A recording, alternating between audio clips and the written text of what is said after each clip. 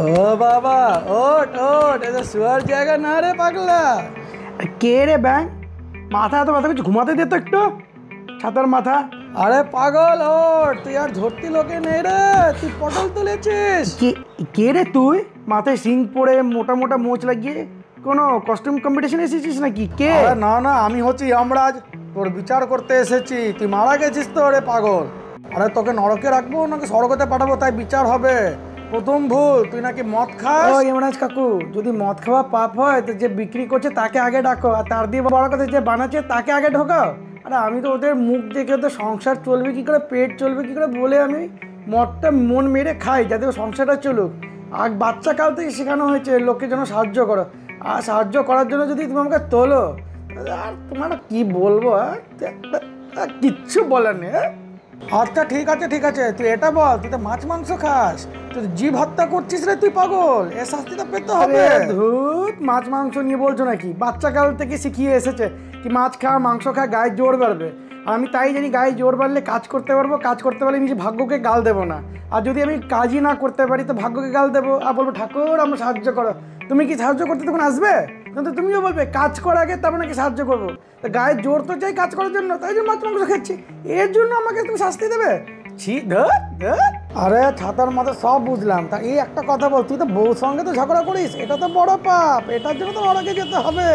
বাবা ঠাকুর, বাহ, ঠিক ঠিক ঠিক, তুমি একটা কাজকে তুমি আমাকে শাস্তি দিয়ে দাও। তার আগে তুমি একটা কথা বলো, মেয়েদেরকে যখন বানালে তো মেয়েদের হাঁটুর জায়গায় মাথায় একটু ঘিলু দিতে পারতে।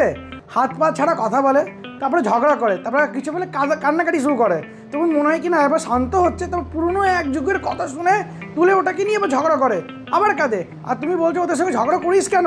তুমি তো ভালো, তুমি চিত্রগুপ্তের সঙ্গে সংসার করছো তো, তাই যে তুমি এইসব টের পাচ্ছ না কি বোর জ্বালা কাকে বলে। আর তোমারটা আমার জানা আছে, ঠিক আছে, তুমি যখন বউর সঙ্গে কেলানি খাও তখনই তো নিউজে আমরা শুনতে পাই, এই তো মরা মানুষ যেতে যেতে শ্মশানে হট করে জানতে হয়ে গেল, এরোপ্লেনের মধ্যে সবাই মারা গেল অ্যাক্সিডেন্টে, একজন বেঁচে গেল। যেমন আমি, আমার বন্ধু আমার সঙ্গে যাচ্ছিল, ওকে বাঁচিয়ে দিলে তুমি আমাকে মেরে দিলে। ছি, আজকে বসে ঝগড়া করে এসেছো তো আর রাগটা আমাকে নামাচ্ছ। ছি, তোমার দিকে কিছু হবে না। আরে পাগল, তুই তো হেলমেট পরিসলিস না, তার জন্য তো অ্যাক্সিডেন্টটা হলো, তার জন্য তো মারা গেলি তুই। এ মহারাজ, তুমি এটা দেখলে কি আমি হেলমেট পরিনি, কিন্তু কেন পরিনি এটা দেখো নি? আমরা মদ খেয়ে আসছিলাম, পুলিশ কেস না দিয়ে দুক বলে আমার বন্ধু বলে স্কুটি চালাবে, আমি তার জন্য নিজের হেলমেট ওকে দান করলাম। আর সবাই কি বলে দান নাকি সবচেয়ে বড় ধর্ম। হে কর্ণ, তোমার রাস্তায় নামলাম আমি দান করার জন্যে, আজকে নাকি তোমার মতন আমাকেও ধোকা দিয়ে মেরে দেওয়া হলো। এ ঠাকুর, কাকে বলবো, তোমার দ্বারা কিছু মানে। আরে আমার বাপ, ঠিক আছে, তুই কি চাইছিস বল।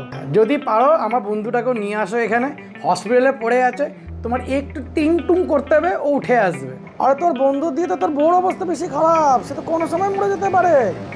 না না না, তাহলে তুমি আমাকে আগুনে পোড়াও, নরকে জ্বালাও, কাটায় চুবাও, যেখানে যা খুশি করো, ওই ভূতনিটাকে এখানে এনো না, কিন্তু তোমার আমার জীবন আসল নরক করে দেবে। এটা নরক কিছুই না, ও এলে আসল নরক করে দেবে।